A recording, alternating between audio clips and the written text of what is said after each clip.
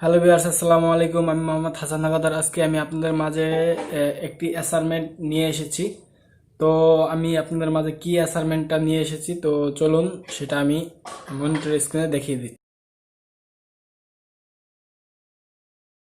তো প্রশ্নটা এক নজরে দেখে নিন, আপনাদের প্রশ্নগুলা।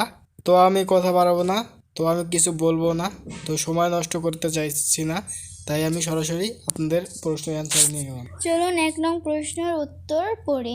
যে সমস্ত মিশ্রণ অনেকক্ষণভাবে যাবৎ রেখে দিলে উপাদানসমূহ আকর্ষক আলাদা হয়ে যায় তাদের সাসপেনশন বলে। অ্যান্টিবায়োটিক সিরাপ একটি সাসপেনশন, তাই বোতলে রেখে দিলে ওষুধ এর উপাদানগুলো আলাদা হয়ে যায় ও বোতলের নিচে তলানি পড়ে যায়।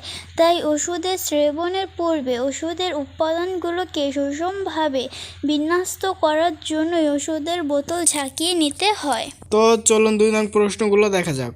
তো আমি 2 নং প্রশ্ন পড়ে শোনাচ্ছি না, তো আমি 10 সেকেন্ডের মতো রাখবো। 2 নং প্রশ্নগুলো আপনারা দেখে নিন এবং স্ক্রিনশট মেরে নেবেন, লিখতে সুবিধা হবে।